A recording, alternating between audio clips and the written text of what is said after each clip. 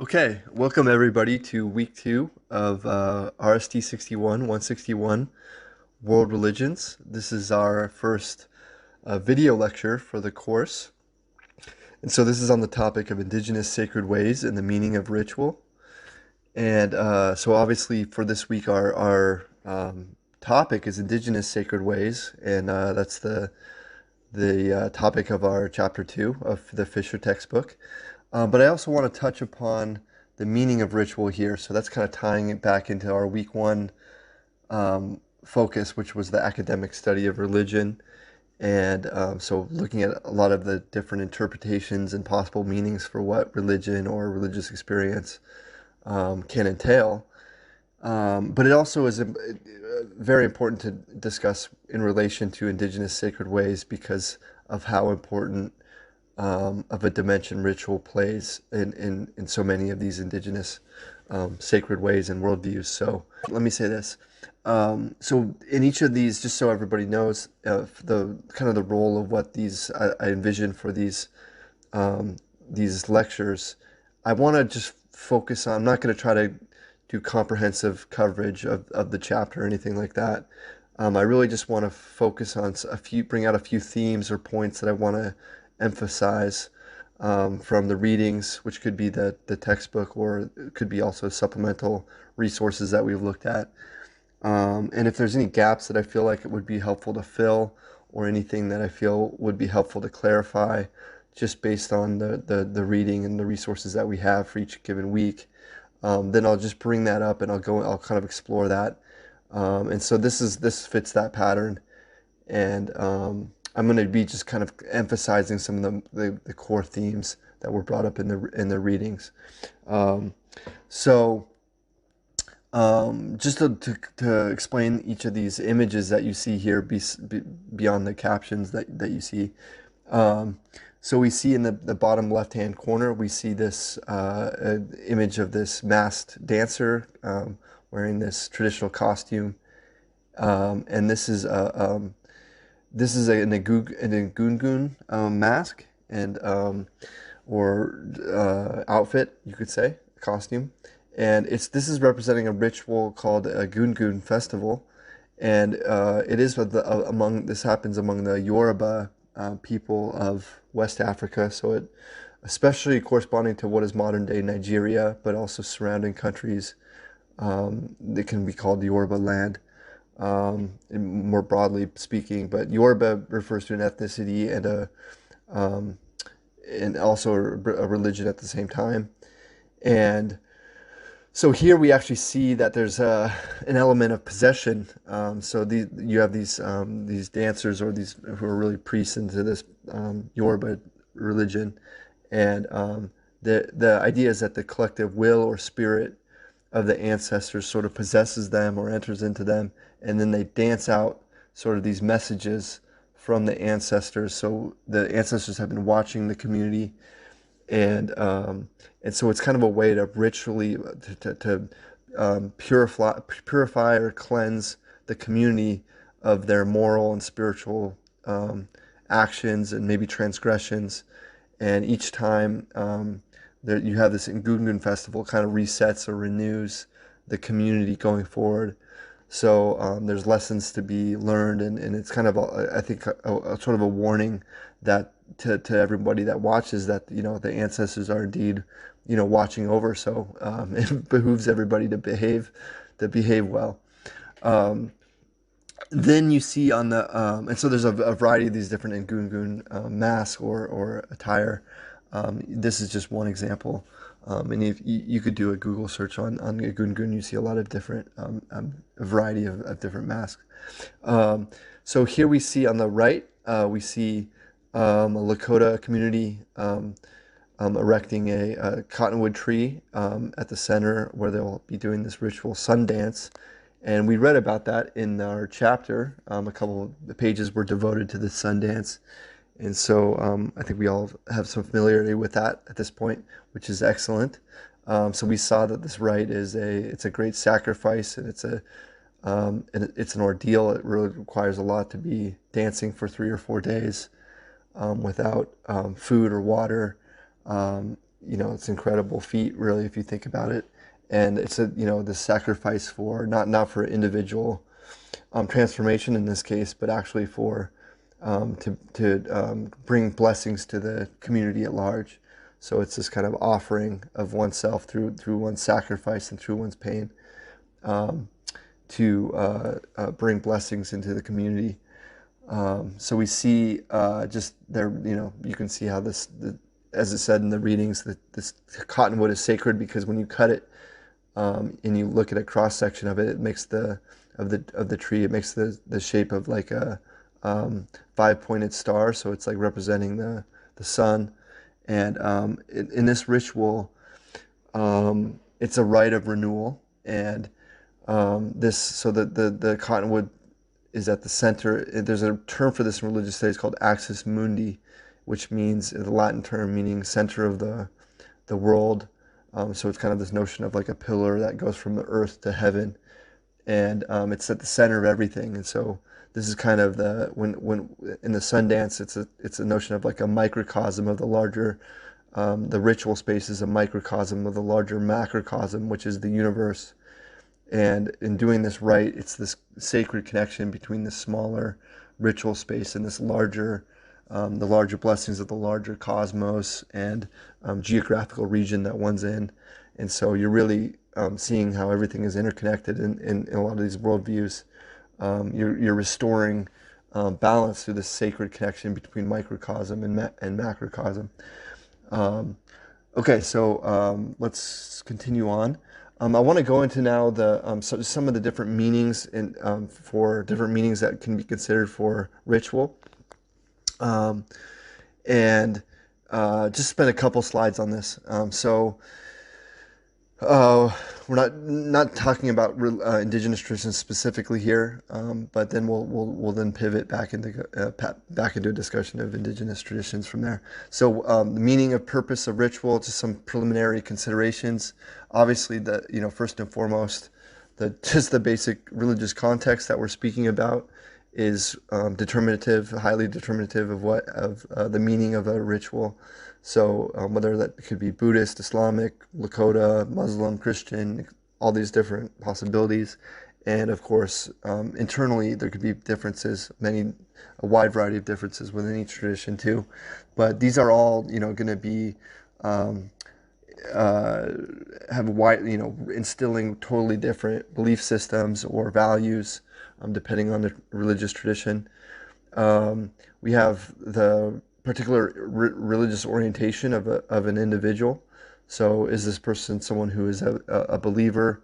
Are they perhaps a non-believer or an agnostic? And so maybe instead of the rite conveying some supernatural presence or divinity for a non-believer, there may be a sense where it's more symbolic, and maybe there's some psychological or meanings or archetypal significance that is being drawn upon, and so that's quite possible. And then, of course, what is the nature of the ritual?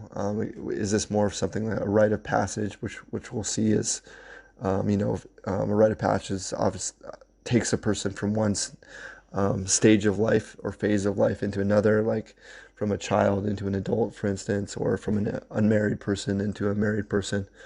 Or is it a rite of renewal? Does it have more of a communal, collective significance to it? Is it a sacramental rite? Or do we see that there's a sacrament of either grace being present or a supernatural presence being active in the rite? So these are all different meanings that will change the nature and the purpose of the ritual. And then also we can look at it from a kind of more of an outsider, an onlooker. So in religious studies, that's I do not believe this was mentioned in the first chapter. But that's another kind of important theme is when we talk about methodology of study, we have insider versus outsider methodologies. And so this is called etic and emic. Emic is a way of saying insider, and it would be referring to ways that methods where you really rely upon speaking with practitioners themselves. And so, a lot of ways, religious studies, which is an interdisciplinary field in the first place, becomes highly dependent upon the field of anthropology. Basically, getting people um, to go do studies and speak with different, so you have an anthropological training to go speak with practitioners of these of different cultures and religions from across the globe, and really be able to lift out their own voices and then hear those versus so that's more of an emic perspective. And then there's also the edict perspective, which is looking at it, trying to look at it from an outsider's more objective, bringing in more formal religious studies theory. And there's a sense of kind of dealing with more of like the just systematically going through text and connecting to beliefs, but you have a little bit more of a distance. Um, and So that's the emic and edict, just to know that there's a difference there. So you can be when you're looking on a certain ritual, you could have a belief in, or you could affirm that that there's a divinity or a possibility that giving it kind of the benefit of the doubt, the ritual the benefit of the doubt. And then there can be more skeptical perspectives on ritual as well. So we saw some of these. Sometimes you can also look at it from what's called a functionalist perspective, which are basically skeptical positions, but they look to say, um, what do these rites or what does these religions do for an individual or a society? How do they function? What do they accomplish? Um, so Freud and Durkheim and Marx, they can all be classified in different ways as functionalists. And for Marx, there's a sense that religion or ritual acts as an opiate. This is the classic saying that he has, is the opiate of the masses. And so the idea there is that for people, uh, for common people that are working, they're oppressed by, sort of their aristocracy or these capitalist class, and they're going to just kind of accept the plight of the oppressed. If with religion they're promising them salvation in a world to come, they're more likely to accept difficulty and um, being subjugated in this world, this present world, because they have some promise to look forward to of let's say how heaven or salvation in the world to come. So Marx was kind of cynical towards religion in that sense, thinking that it was like this sort of this balm or um, this carrot that people look to, that because they were looking to this, they weren't going to lift themselves out of their disenfranchised state or marginalized state, or oppressed state, that otherwise they would sort of revolutionize against it. But religion is kind of keeping it there to it basically makes them postpone this process. So for Freud, and of course for Marx, there's more to it than that, but that's a kind of a general sketch. For Freud, um, so we see a different, a sense of the psyche has all these unruly forces in it, and so you have this, constant kind of tyranny of the psyche, or turbulence of the psyche between the ego and the id, and these forces that are playing out between the infantile psychology of being totally dependent on a father and mother. And in this way, for Freud, there's a sense that the religion kind of acts as like a father figure and provides a sense of security, although for him it's a sense of false security that prevents people from kind of really growing up and becoming fully integrated adults. So he also has a kind of a negative interpretation that religion provides a kind of a false sense of stability or security in the face of the neurosis of the basic neurosis of the psyche. And then for Durkheim, we have he, very famous sociologist. We have the notion that religion really acts as an extremely motivating, uniting force of social cohesion. So it brings people together, it motivates people, and it kind of stirs up this what he called collective effervescence, which is this spirit in a community that is really important to, all these different dimensions like political unity, economic exchange, etc., etc.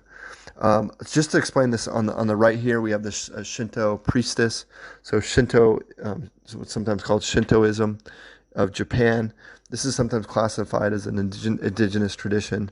Um, Sometimes not. But Shinto means, coming from, you may recognize the word Shen, and so Shen is a Chinese word meaning spirit, and so in Japanese it's Shin, and then the word Tao, like from Taoism, which we'll be looking at in the final week as an optional material.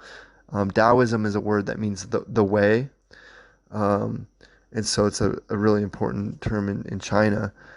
Shinto is in Japan, but the toe here is a way of saying the way, as it so. Um, Shinto is the way of spirit, and it's a foreign term that's kind of imposed upon the tradition. So it can be, a more traditional way of saying is tradition is kami no michi, attending to these kami spirits. So kami are like these nature spirits, um, and so you have these nature shrines, and a lot of it is keeping you go through a torii, this kind of arched gateway, and then there's a sacred precinct where there's a shrine, and then there's all these tons of different kami spirits and shrines across Japan. And then here we see this priestess, um, who's got this like kind of wand figure that she's using this to purify. It's called anusa, and she's waving that to purify the sacred space. Um, just to kind of explain what's going on in that photo. Um, and then okay, so moving on. So there's you could divide in terms of meanings and purposes of ritual. There's a lot of other ways that you could probably separate it out and come up with different topologies. But I came up here. Here, there's 4 different ones that I wanted to kind of emphasize. So just to go through these really quick. Number 1, to connect with God, ancestors, and/or unseen spirits or deities. 2, to remember, a sense of remembrance or recollection. And then 3, to undergo personal transformation. So there's different connotations of what ritual can accomplish in that regard. And then 4th, to socially unite. So this is kind of going back to what we just mentioned about Durkheim. Okay, so let's go back to connecting with God, ancestors, and/or unseen spirits or deities.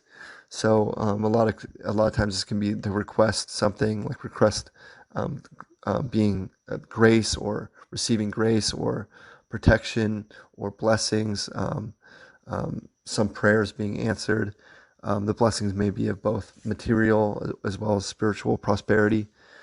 So here we see on the top image on the right, the notion of it. Here we see a Chinese ancestral veneration being practiced. We're going to a family altar, and then making food offerings and maybe offerings of incense to this altar, which would be a daily practice. Um, so we see that would be just an example of this, is that the ritual is to connect with the ancestor. Um, and so we also have divination, so that can be kind of trying to ascertain or understand the will of this higher power, or maybe to determine what one's fate is, or to receive a certain level of guidance. That could be another kind of ritual. And then there's also this other, this is more specific to indigenous traditions themselves, but what's called epispanic rituals, which is a term coming from a Greek term that means to attract, and the notion that there's unseen spirits or sacred forces that are themselves understood to participate in this ritual. So we have the manifest world of, let's say, religious practitioners, and then maybe there's unseen forces that are adding to the equation, like spirits that are joining into this, let's say, some sort of ceremony. So that can be another example of connecting with God, ancestors, and/or unseen spirits or deities. Um, So going into the second one, to remember. We see, like, this can be connecting with traditional symbolic meanings, reinforcing religious cosmology, mythology, or some sacred historical narrative. So we've talked about the creation myths and sometimes acting out in indigenous sacred ways. A lot of times it's acting out these creation narratives, which refer to this process of creation that's in some ways always happening in the ever-present moment. Um, and so we in the an example, we see this image of the Jewish Passover Seder on the bottom left, and a lot of the meaning. The first of all, you can see that they're reading this text. It's called the Haggadah, which is it's a text of where you're actually telling the story, retelling the story of the liberation of the Hebrews from Egypt. So that's contained in the book of Exodus. And so this Passover or Pesach, and Seder is the traditional meal that celebrates it. Um, there's all these different symbolic meanings of the foods. Even like they eating bitter herbs to represent the bitterness of slavery.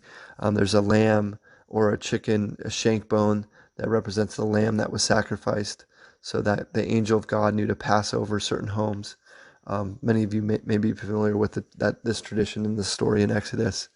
So here we just see a general notion of all these different symbolic meanings that invoke the memory of this tradition and make it come alive in the present.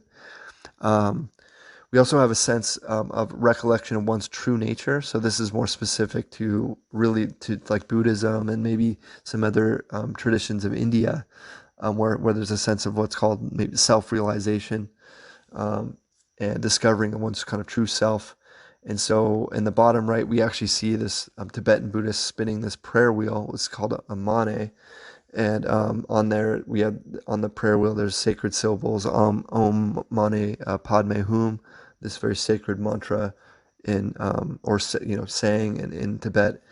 But you can look at even a practice that's very integral to Buddhism in Tibet and elsewhere is the ritual of meditation. So that can be um, in in in Buddhism. It depends, because there's different versions of Buddhism, but one version of Buddhism is called Mahayana. So in Tibet, in China, in Japan, there's this particular form of Buddhism called Mahayana. It means great vehicle. Um, this great vehicle of Buddhism, that where the interpretation is that everyone actually, you don't have to like meditate for years to become the Buddha. Like, you can just it's part of one's nature, and there's more of a sense of just that one can kind of tap into it or instantly wake up to it. So that could be another sense, is to remember one's true nature. um, so this is another kind of another way that you can connect in the sense of remembrance. Okay, so moving on to the next slide here. um, we have another meaning or purpose: undergo personal transformation. Um, there's a sense of invoking focus and attunement to this ritual, and a lot of times a deep engagement with the senses.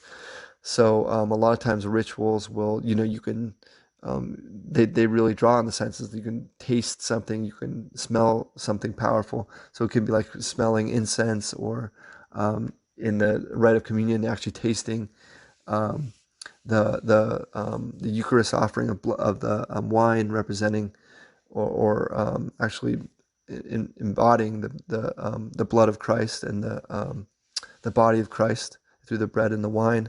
There's a sense also that you have like the inspiration and communal support that allows a practitioner, to push past their own conventional limits, to kind of go beyond their normal conventional comfort zone, push beyond that.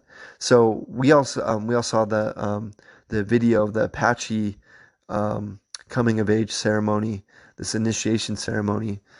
So the Sheena ends up getting this traditional name, Morning Star Feather, and she has to undergo this intense dancing, and eventually, for an entire evening, and eventually receives face paint. And there's other components of this whole ritual, this initiation ritual. So it's like the community is there supporting her, and her mother is there supporting her, and it allows her to really, each of her and other initiates, to really push themselves into, that's part of, like, the notion here is actually that, you know, normal psychology is that we have kind of a complacency or ego, and we're not going to necessarily change unless we're really pushed to kind of go beyond our normal limits. So that's another kind of core meaning of what ritual can accomplish, is that there's an element of unprecedented um, personal transformation that can be accomplished through ritual. And then also, as mentioned before, rites of passage. We'll be touching upon this again in the final slide. So that can be going from birth or coming of age, a wedding, becoming an elder, death. Sometimes it's interpreted as a rite of passage. Um, so that's a third meaning. And just that the basic notion here is just to understand that there's different ways that you can see that there's different purposes for ritual and different ways to interpret ritual. So this last one is to socially unite. And so here there's a sense of receiving spiritual nourishment from a community, relational nourishment from a community. Um, Again, the sense of kind of people being bonded by the same shared values. So affirmation of identity, of religious and moral identity. That is this kind of, again, going back to this notion of social cohesion. Knowing, is how important it is to know who we are and what we stand for and what we believe. And then again, as I mentioned, that the notion, Durkheim's mention of collective effervescence. So there's kind of this spirit, elan, this vital spirit, elan vital, that can be released in a community, um, that is very motivating, for a variety of reasons. Um, okay, so and just so you know, the bottom left image here is a sense of is called the Agni Homa of Hinduism. So it's a form of the Brahmic. There's a lot of different kind of forms of Hinduism. This is a priestly form of Brahminical Hinduism. So making offerings into this fire sacrifice, going back to this ancient Vedic context. So we'll discuss more of that later. But then in the bottom right, where we see this prayer circle, we really do get that sense of the social unison. Um, and just synergy that can be created through this kind of ritual of a prayer circle. Um, okay, so let's now continue on and switch our attention to indigenous sacred ways. So as we can see in page, let's see, 34 of the text, these are really indigenous peoples from all across the world. We see the map that on virtually every continent besides Antarctica, from the Inuit peoples of the Arctic Circle of Canada and Alaska, Australian Aborigines, innumerable peoples across sub-Saharan Africa, across the world. We have what are so-called, Fisher says, original inhabitants that practice these, very ancient traditional ways. And there's a lot of commonalities, as the chapter shows, in terms of the values and some of the worldview principles that we see across cultures. So the other thing that to really, obviously to acknowledge is just how much of us, for the where we do see indigenous sacred ways being practiced today, how much of it really is a story of incredible survival in the face of utter devastation, and devastation in one form or another through whether that's been imperial colonization of native lands where native peoples have been deemed uncivilized savages, and then either killed, enslaved, or disenfranchised and displaced from their land in order for settlement to occur, or for natural resources of the land to be exploited. And then later, political, economic policies that have done the same. And some of us are aware of the boarding schools in the native boarding schools in the United States, and so it mentions in the textbook the notion, the policy of to kill the Indian and save the man. This kind of reprehensible way of thinking, where you're totally erasing, forbidding a person to speak their own language, or reference their own pre-existing culture, and basically forcibly indoctrinating them into Western or American culture and the English language, and if we're talking about the case of the United States. So just to be able to survive all this, and just to know that these kinds of policies are still ongoing tragically. So this is not the I'm not going to go deeper into this, just because this is, we're focusing on the religious dimensions here, and there's other classes that explore these histories. So but I just feel, we have obviously it has to be acknowledged. Moving on to Lifeway. So this is defined as just a particular approach to all of life. So we have a sense here that every act is sacred. It's not just, certain places that are sacred, or the sharp division between sacred and profane doesn't appear so rigidly in indigenous sacred ways. There are sacred sites, of course, and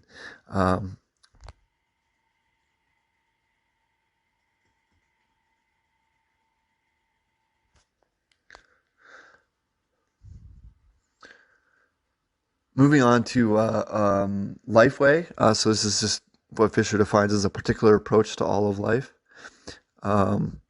Just the notion that everything is considered, religion permeates all of life, and there's not such a sharp division between what is sacred and what is so-called profane. And then the oral transmission of traditional culture. This is so one of the things to really recognize about indigenous sacred ways is in a lot of cases there's no sacred text. So in other religions, in Islam you have the Quran, in Christianity you have the Holy Bible and the New Testament, and the Gospels. In Judaism you have the Hebrew Bible, and you have the Talmud. In Hindu traditions you have the Vedas. So here that's a really common feature of pretty much every other religion, is a presence of a sacred text. But here you really do have it generationally passed down through oral storytelling, or through dancing out stories, dancing out mythology, dancing out values and lessons and knowledge, through ritual. Just passing it down through storytellers who have astonishing memories, and ability to bring the storytelling into life. If you see on the picture of that happening in the Kung people of Botswana on page 49, just how engaging and how skilled this orator appears to be, really captivating everyone's attention. And you can also see that a little bit down below at the Dasanak people of East Africa. So that's East Africa because their lands are in Kenya and Ethiopia and South Sudan. In terms of values, we see values of holism, sense of interconnection there, reciprocity, attentiveness to the natural world. I think this quote from Winona LaDuke really kind of summarizes these values, and the textbook really touches on them in detail. So I'll leave it at that. But her quotes here: we strive to understand our relationship to the whole and our role on the path of life. We also understand our responsibility. We only take what we need and we leave the rest. We always give thanks for what we are given. What carries us through is the relationship we have to creation and the courage we are able to gather from the experience of our Ani Kubjigan. I'm not sure how to say that precisely. Our ancestors, and our Oshkabewisag, our helpers. So that refers to other kind of animal spirits and unseen spirits that are allies. So able to gather courage we are able to gather from the ancestors and our helper spirits. So that's from again Winona LaDuke from the Anishinaabe people. So I think that's a powerful quote that just kind of touches on, reminds us of some of these values that we see across indigenous sacred ways. So moving on to some of the kind of the beliefs, worldview. So a lot of times indigenous sacred ways are characterized by beliefs of what's called animism. Animism is just a term that refers to the world being animated with different spirits, with different presences. So Fisher defines this as the earth abounds with living presences in traditional worldviews. Rocks, bodies of water, and mountains, considered inanimate by other peoples, are personified as living beings.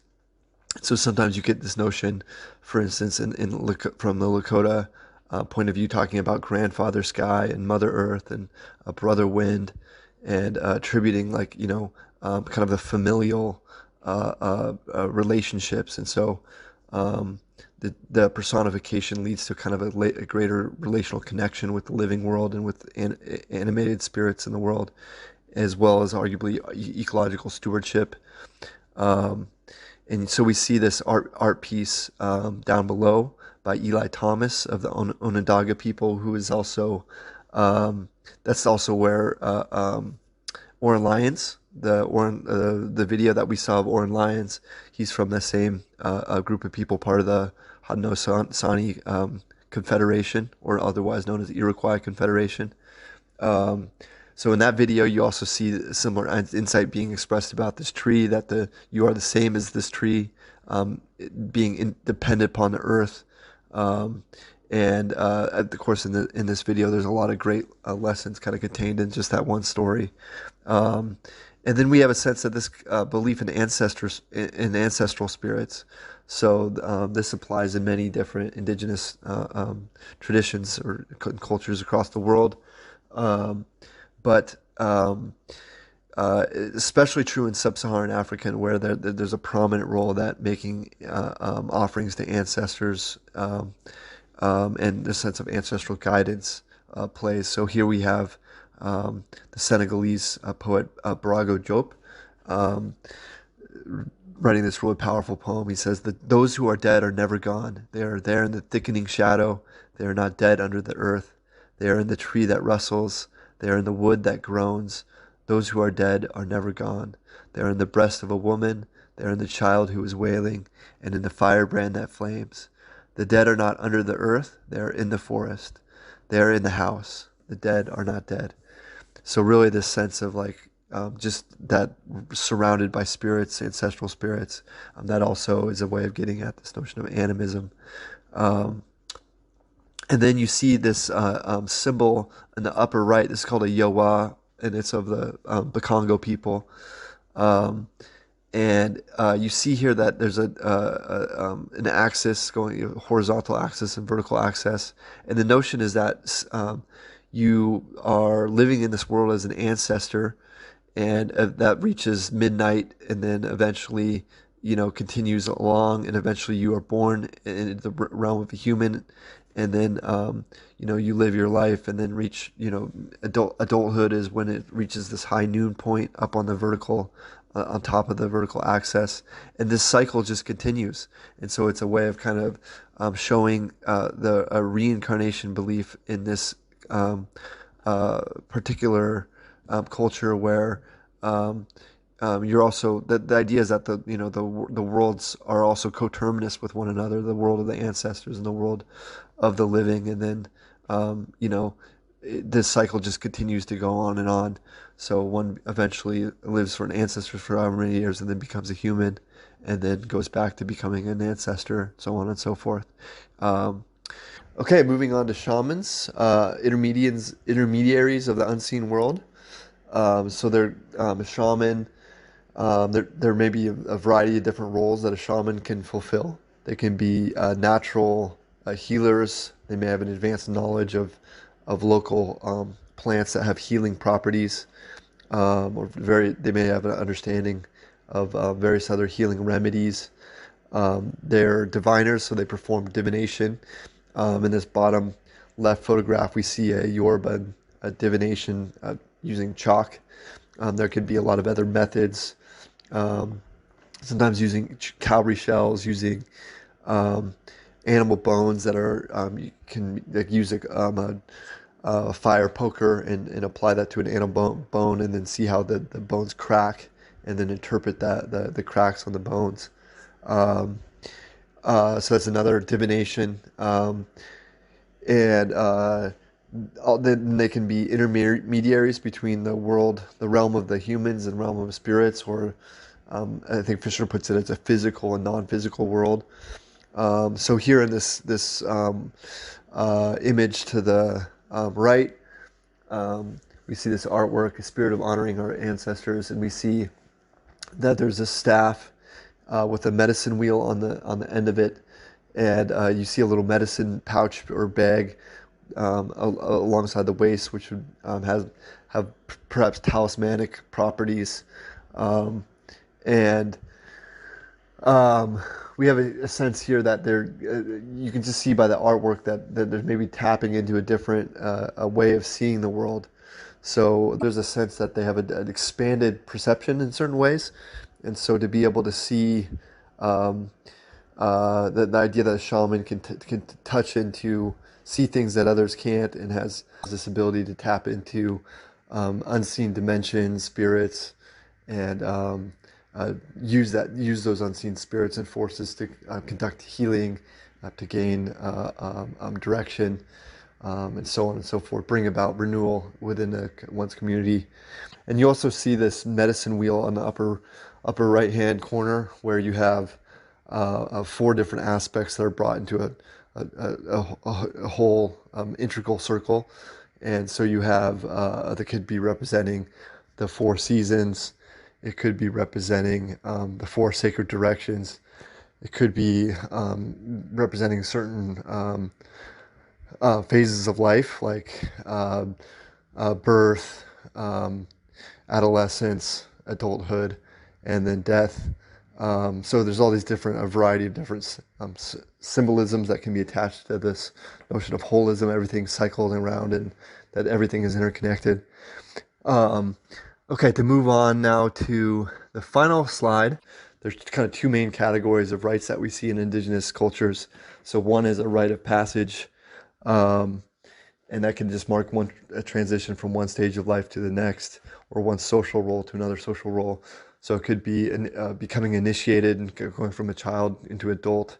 Oftentimes that means acquiring some sort of new knowledge that was kept secret to the child before this time, or it could mean going through a kind of a physical ordeal, a painful ordeal. So here we see on this image of these people from Papua New Guinea that there's this scarification initiation rite. And so it's like this, in Kenya they actually do it, there's circumcision rite among male members, and so it's like this notion that it's a psychological, kind of scary, and you have to work through that, and then there's this kind of clean break. Part of it is that then there's this notion that um, there's an attachment between child and mother that needs to be kind of naturally broken for the child to then be able to move on and really psychologically become an adult. Um, and so, but you also, besides initiation, you have various other rites of passage.